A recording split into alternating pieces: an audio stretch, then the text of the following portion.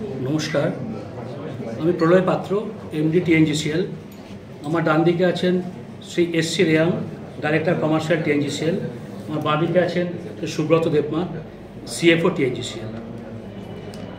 আজকে আপনারা দেখতে পাচ্ছেন বাইরে একটা বিক্ষোভ হচ্ছে। তো কারণটা জানার জন্য আমি একটু বিস্তারিতভাবে বলবো, যাতে আপনাদের বুঝতে সুবিধে হয়। এটা হচ্ছে যে এটার কারণ হচ্ছে আমরা একটা নতুন কন্ট্রাক্ট অ্যাওয়ার্ড করতে চলেছি, তার পে স্ট্রাকচার কী হবে সেই বিষয়ে।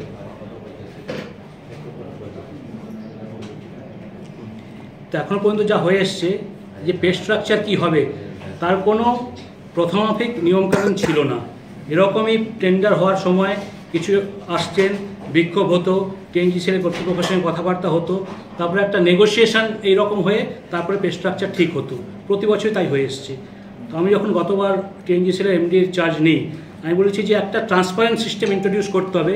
কারণ আমি তো অনেক জায়গায় কাজ করে এসেছি, আমার 30 বছর হয়ে গেল। এরকম সিস্টেম কোথাও নেই যেখানে কন্ট্রাক্টর বা এমপ্লয়িজ এজেন্সির সাথে বসে পে স্ট্রাকচার ঠিক করা হয়, একটা ট্রান্সপারেন্ট সিস্টেম থাকে। সেই জন্য আমি কী করলাম, সেন্ট্রাল গভর্নমেন্টের মিনিমাম ওয়েজেস, এটা কে নির্ধারণ করে? Central government. তারা মিনিমাম ওয়েজ নির্ধারণ করে এবং সেই নির্ধারণ করার জন্য প্রত্যেক যে আমাদের এমপ্লয়িজ আছেন তাদের 4টে ক্যাটাগরিতে রাখতে হয়: high skilled, skilled, semi skilled, unskilled. সেটা করার জন্য কি criteria? Education qualification, experience and competency.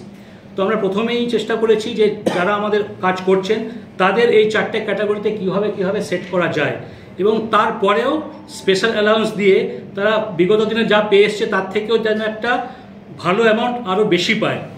এবং এটা আরেকটা সুবিধে কি, আগে কি হতো, এই 3 বছরের জন্য একটা কন্ট্রাক্টে একটা ফিক্স করে নিল ইনক্রিমেন্ট, 3 বছরের জন্য কিন্তু এটা ফিক্স থাকতো। কিন্তু এই মিনিমাম ওয়েজ ইন্ট্রোডিউস করার পরে প্রতি 6 মাসে সেন্ট্রাল গভর্নমেন্টও রিভাইজ করে, ইনফ্লেশন বা অন্যান্য অবস্থার পরিপ্রেক্ষিতে মূল্যবৃদ্ধি সেগুলো কনসিডার করে রিভাইজ করেন। সেটা কিন্তু অটোমেটিক্যালি 6 মাস ছাড়া এনারা পাবেন, এদের কোনো ডেমনস্ট্রেশন দেওয়ার দরকার হবে না। তো সেই ব্যাপারগুলো আমরা বুঝিয়েছি, অনেকবার এনাদের সাথে বুঝিয়েছি। আজকেও লাস্ট মিটিং ছিল যেখানে আমরা বলেছি যে আমরা কি করতে পারবো কি পারবো না। কিন্তু মূল দাবি এনাদের হচ্ছে, মানে কিছু আছেন যাদের শিক্ষাগত যোগ্যতা হিসেবে তারা হাইলি স্কিলে পড়েন না, কিন্তু তাদের দাবি হচ্ছে তাদের শিক্ষাগত যোগ্যতা যাই হোক না কেন, যেহেতু তাদের এক্সপিরিয়েন্স আছে সেই জন্য ওদের ইঞ্জিনিয়ার যে হাইলি স্কিল ক্যাটাগরি তাতে রিক্রুট করতে হবে। এখানেও আমরা একটা প্রভিশন রেখেছি যে কেউ যদি মনে করেন যে সে বেটার স্কিলের কম্পিটেন্সি তার আছে, তার জন্য আমরা আলাদা করে বসবো, ব্রিফ বায়োডাটা জমা করুক। আমরা একজন ইন্ডিপেন্ডেন্ট টেকনিক্যাল কোয়ালিফাইড পার্সন থাকবে, আমরা না, আমাদের সাথে তিনিও থাকবেন, যাতে আনবায়াসড হলে দেখা যায় যিনি ক্লেম করছেন যে আমি হাইলি স্কিল্ডের পাই তিনি সত্যিই তার যোগ্য কিনা, সেই অপশান দেওয়া আছে।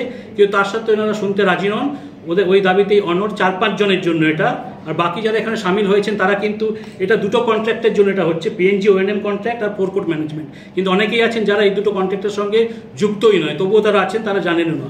যখন ওই কন্ট্রাক্টগুলো আবার নতুন করে অ্যাওয়ার্ড হবে, প্রত্যেকের জন্যই আমরা মিনিমাম ওয়েজটা ইন্ট্রোডিউস করব, এটা সেন্ট্রাল গভর্নমেন্টের।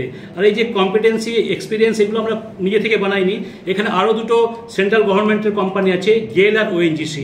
ওনাদের যে টেন্ডারের যে ক্রাইটেরিয়া আছে আমরা সেই বেসিসেই বানিয়েছি, আমাদের তার একটু রিল্যাক্স, সেটাও আজকে সকালে তাদের দেখিয়েছি। কিন্তু তবুও তারা মানতে রাজি নয়, সেই জন্য ওরা বিক্ষোভ করছেন। ওনারা যে বলছেন ওরা বঞ্চনা হচ্ছে, মানছি না, মানবো না। এই প্রেস রিলিজের পরে আমি প্রত্যেক ক্যাটাগরিতে এখনও পর্যন্ত ওরা নেট স্যালারি, গ্রস স্যালারি কত পেয়ে এসছেন, আর আমরা কি প্রপোজ করছি যেটা আপনাদের দিয়ে দেবো, তাহলে সবাই বুঝতে পারবেন যে সত্যি বঞ্চনা হচ্ছে কি হচ্ছে না। এখন কত চলছে তারা পেস? আমি যদি আনস্কিল্ড থেকে শুরু করি, হাউসকিপিং যারা তাদের আনস্কিল্ডের ছিল, গ্রস ছিল 7,546, তাদের এখন গ্রস হবে 17,695। সব থেকে বেশি এরাই পাচ্ছেন, কারণ এরা ডিপ্রাইভড হয়েছেন, এরা কোনো স্কিল মানে ওই ক্যাটাগরাইজেশনে পড়তে না, একটা লামসাম দেওয়া হতো। তো এনাদের ক্ষেত্রে ইনক্রিমেন্ট হচ্ছে 74.4% গ্রসে, আর নেটটাও এনাদেরই হাতে থাকবে 75.8%। এবার যদি আমি যারা গ্যাস বয় দেয়, ডিএসএম অপারেটর বলে, তাদের যদি ধরি, তারা পেতেন 17,685, এখন তারা পাবেন 21,181।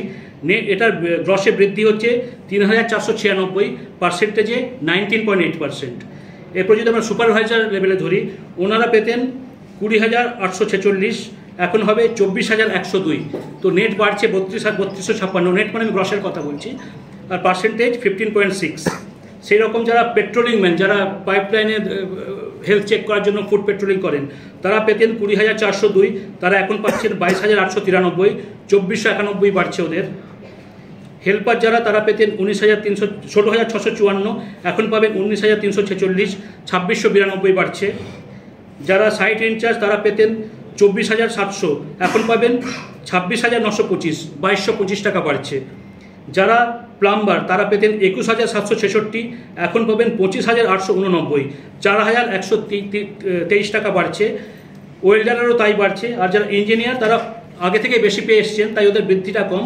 ওনারা পেতেন 19,954, এখন পাবেন 31,805, 851 টাকা সেটা পাচ্ছে। তো এই ক্যাটাগরি, হ্যাঁ এটা এফেক্ট হবে অ্যাকচুয়ালি আমাদের টেন্ডার হয়ে গেছে, প্রাইস বিটও খুলে গেছে, যেহেতু এগুলো হাই ভ্যালু আইটেম আমাদের বোর্ডে এটা অ্যাপ্রুভাল নিতে হয়। তো আমাদের বোর্ড মিটিং আছে 28 তারিখ, তো বোর্ড মিটিংয়ে আমরা এই প্রপোজাল করবো, এটা অ্যাপ্রুভ হয়ে যাবে, তার ইমপ্লিমেন্ট করবো। বোর্ড মিটিং যদি 28 ফেব্রুয়ারি হয়ে যায়, আমরা 1 মার্চ থেকে ইমপ্লিমেন্ট করে দেবো। তাদের যে অভিযোগ তারা নাকি আপনাদের সাথে মিটিং করতে এসেছিল, কিন্তু করেছি, আমি একাধিকবার মিটিং করেছি, আজকে সকালেও মিটিং করেছি। আপনারা তাদের কথা শুনছেন না।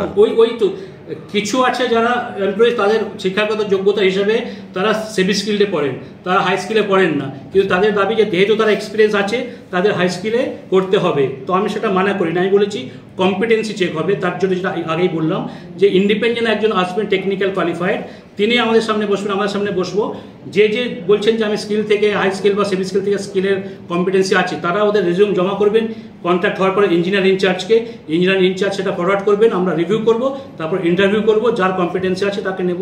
কারোর সঙ্গে আমাদের ব্যক্তিগত কোনো ব্যাপার নেই, আমরা তো কাউকে ব্যক্তিগত হিসেবে দেখছি না, এটা সমষ্টির ব্যাপার। এমন কতজন আছে তাদের মধ্যে? 5-6 জন আছে, শুধু 5-6 জন আছে, তারাই এটা করছেন। আর এটা আমরা প্রশাসনের সর্বোচ্চ পর্যায়েও ব্যাপারটা অবহিত করে রেখেছি। তারা বলেছেন যে এরকম আবদার তো মেনে নেওয়া যায় না, তো আপনারা আপনাদের থাকুন। ল অ্যান্ড অর্ডার হচ্ছে স্টেটের দায়িত্ব, ওটা ওনারা দেখে নেবেন।